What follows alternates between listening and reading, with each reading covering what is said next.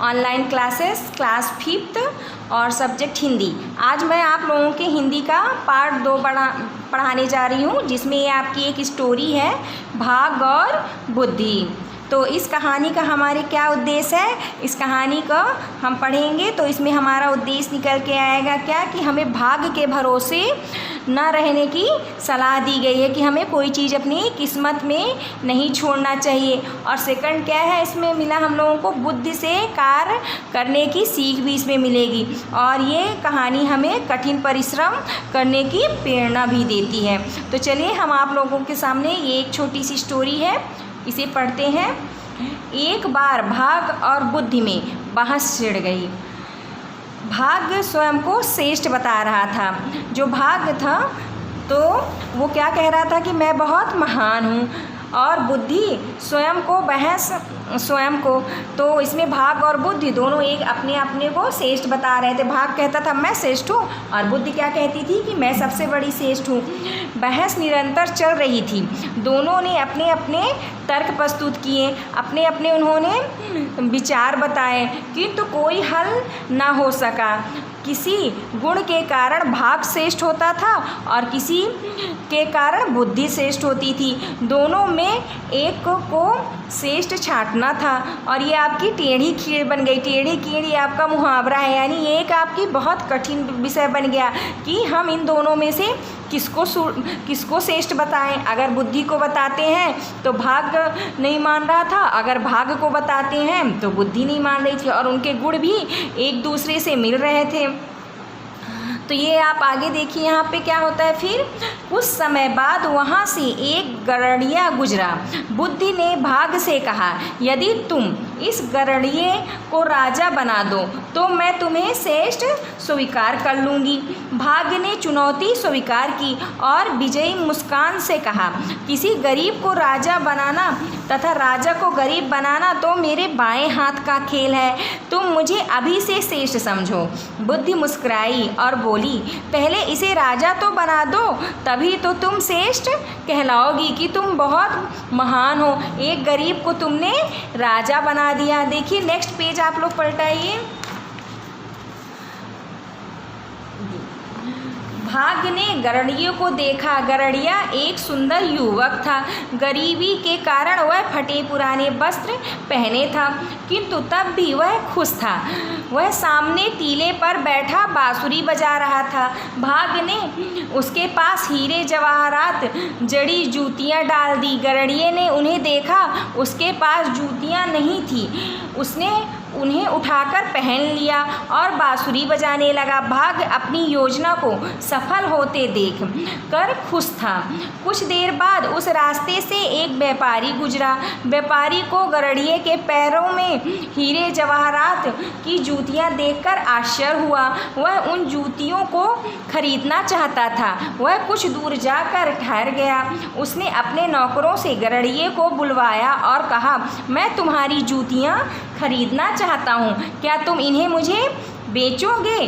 बातों में व्यापारी को पता चल गया कि गरड़िया एक सीधा साधा व्यक्ति है। उसने एक बोरी भुने चनों के बदले बहुमूल्य जूतियाँ दे दी। व्यापारी ने बहुमूल्य यानी जो बहुत कीमती जूतियाँ थी वो राजा को भेंट यानी उपहार स्वरूप दे दी। रानी जूतियों को पाकर बहुत खुश थी। उसने राजा से उसी प्रकार की दूसरी जूतियाँ मंगवाने की पेशकश की, यानी उनसे कहा वह अपनी राजकुमारी को भी ऐसी ही जूतियां पहनाना चाहती थी। राजा ने व्यापारी को बुलाकर जूतियों के बारे में पूछा। उसने बताया कि वे जूतियां उसे एक दूसरे राज्य के राजकुमार ने भेंट की थी। राजा रानी में विचार विमर्श हुआ। उन्होंने निर्णय लिया कि जो राजकुमार हीरे जवाहरात जड़ी जूतियाँ पहनता हो वह कितना धनवान होगा। हम अपनी राजकुमारी का विवाह उसी से करेंगे। राजा ने व्यापारी को उस राजकुमार को बुलाकर लाने को कहा। अब व्यापारी संकट में पड़ गया। उसने अपने कुछ विश्वसनीय नौकरों को साथ लिया और गरड़िए के पास चल दिया। गरड़िए को दूसरी ऐसी ही जूतियां पहने देख व्यापारी को आश्चर्य हुआ। उसने गरड़िए को बताया कि वे उसका विवाह एक राजकुमारी से करेंगे। उन्होंने गरड़िए को अच्छे वस्त्र पहनाए और अपने साथ ले आए। गरड़िए को अच्छे वस्त्र बहुत कष्टदायक लग रहे थे, क्योंकि वो हमेशा फटे पुराने कपड़े पहनता था। इसीलिए जब राजा ने उसे कीमती वस्त्र पहनाया तो वो उसको तकलीफ़ दे रहे थे, मतलब उसको पहनने में परेशानी हो रही थी और उसे ऐसा लगे कि वह बार बार अपनी भेड़ों के लिए चिल्लाता रहा। व्यापारी ने उसे डराया कि ऐसा नहीं करने पर राजा उसे कठोर दंड देंगे, यानी उसको सज़ा देंगे। डर के कारण गरड़िए ने फिर वस्त्र उतारने तथा अपनी भेड़ों के बारे में बातें नहीं की। राजा राजकुमार के भेष में गरड़िए से मिलकर बहुत खुश हुआ। उसने अपनी राजकुमारी का विवाह गरड़िए से कर दिया और कुछ दिन अपने महल में रहने के लिए कहा, किंतु गरड़िए को राजसी वातावरण बिल्कुल पसंद नहीं आया। उसका वहाँ दम घुटता था। वह वहाँ से शीघ्र ही स्वतंत्र यानी मुक्त होना चाहता था। उसे अपनी भेड़ों की भी बहुत याद आ रही थी। व्यापारी एक दूरदर्शी व्यक्ति था। वह गरड़िए के विवाह से बहुत खुश था। उसका विश्वास था कि गरड़िया एक मूर्ख व्यक्ति है और राजा के कोई लड़का भी नहीं है। जब वह राजा बन जाएगा तो वह उससे अपना कोई भी कार्य सरलतापूर्वक करवा सकता है। भाग्य अब प्रसन्न था। तब बुद्धि चिंतित हो गई। उसने बुद्धि से कहा, देखो मेरा गरड़िया राजा बनने जा रहा है। एक रात गरड़िया तथा राजकुमारी महल के ऊपर सो रहे थे। गरड़िए ने वहाँ से मुक्त पाने की योजना बनाई। उसने ये योजना बनाई कि मैं यहाँ से कैसे बाहर चला जाऊँ। अंधेरी रात में उसने खिड़की से कूदने की प्रयत्न यानी कोशिश किया। बुद्धि ने भाग्य को पुकारा, भाग्य तुम्हारा राजा मरने जा रहा है। महल की खिड़की बहुत ऊंची है। उससे कूदने का अर्थ है मृत्यु के अतिरिक्त यानी मृत्यु के सिवाय कुछ भी नहीं है। बेचारे गरड़िए को बचाओ। भाग्य अब कुछ नहीं कर सकता था। उसने बुद्धि से आग्रह किया, यह तो निरा मूर्ख है, तुम ही इसे बचा सकती हो, कृपया इसे राजा बना दो। तब बुद्धि गरड़िए के अंदर प्रविष्ट हो गई यानी उसके अंदर प्रवेश कर गई। अब गरड़िए ने खिड़की से नीचे देखा। उसने सोचा कि यहाँ से गिरकर मरने के बजाय मुझे राजा बने रहना ही अच्छा है। इस प्रकार बुद्धि की जीत हो गई। देखिए आप लोग नेक्स्ट पेज में, ये आपकी छोटी सी शॉर्ट स्टोरी थी। इसमें क्या है, फर्स्ट सही विकल्प पर सही का चिन्ह हमें लगाना है। तो फर्स्ट क्या है, भाग और बुद्धि में क्या छिड़ गई थी, तो भाग और बुद्धि में बहस छिड़ गई थी। गरड़िए ने जूतियों को किसके बदले में दे दिया था, उसने एक बोरी चनों के बदले में दे दिया था। थर्ड क्या है, अंधेरी रात में गरड़िए ने कहाँ से कूदने का प्रयास किया था, गरड़िए ने खिड़की से कूदने का प्रयास किया था। सही कथन पर सही का तथा गलत कथन पर गलत का चिन्ह हमें लगाना है। यदि तुम गरड़िए को राजा बना दो तो मैं तुम्हें श्रेष्ठ मान लूँगी, तो ये क्या है आपका सही है। गरीबी के कारण गरड़िया हीरे जड़ी जूतियाँ पहने था, नहीं ये आपका गलत है। नेक्स्ट पेज में आप लोग देखिए, व्यापारी ने मूल्यवान जूतियां राजा को भेंट की, ये सही है आपका। व्यापारी ने गरड़िए को अच्छे वस्त्र पहनाए और अपने साथ ले आया, ये भी आपका सही है। अब ये देखिए फिल इन द ब्लैंक्स है, ये नीचे दिए गए शब्दों की सहायता से रिक्त स्थान हमें भरना है। फर्स्ट क्या है, यदि तुम इस को राजा बना दो तो मैं तुम्हें श्रेष्ठ स्वीकार कर लूँगी। ये किसे राजा बनाने की बात किए थे, गरड़िए का, तो इसका फर्स्ट आंसर क्या होगा आपका, गरड़िए होगा। गरीबी के कारण गरड़िया कैसे वस्त्र पहना था, फटे पुराने। थर्ड है, राजा रानी ने निर्णय लिया कि वे अपनी राजकुमारी का विवाह उसी राजकुमार से करेंगे, इसका क्या होगा, थर्ड का विवाह होगा। और फोर्थ, गरड़िए को अच्छे वस्त्र लगे, कैसे लगे थे उसको, कष्टदायक लगे थे अच्छे वस्त्र। अब ये देखिए प्रश्नों के उत्तर हैं आपके, ये अभी मैं आपको इसको एक बार बताए दे रही हूँ, फिर दोबारा आपको पास इसके आंसर आप लोगों को मिल जाएंगे। फर्स्ट क्वेश्चन क्या है, भाग और बुद्धि में बहस क्यों हो रही थी? तो इसका आंसर है भाग और बुद्धि में बहस अपनी अपनी श्रेष्ठता को लेकर हो रही थी। भाग स्वयं को श्रेष्ठ बता रहा था और बुद्धि स्वयं को बता रही थी। गरड़िया एक गरीब व्यक्ति था, फिर भी उसे बहुमूल्य जूतियों को पहन लिया क्यों? गरड़िए ने उन बहुमूल्य जूतियों को इसलिए पहन लिया क्योंकि उसके पास जूतियाँ नहीं थी। थर्ड क्या है, व्यापारी ने गरड़िए को क्यों बुलवाया? तो व्यापारी ने गरड़िए को राजकुमारी से विवाह करवाने के लिए बुलाया। गरड़िए का विवाह एक राजकुमारी से होने जा रहा था, फिर भी वह खुश क्यों नहीं था? गरड़िया इसलिए खुश नहीं था क्योंकि उसे राजसी वातावरण बिल्कुल पसंद नहीं था।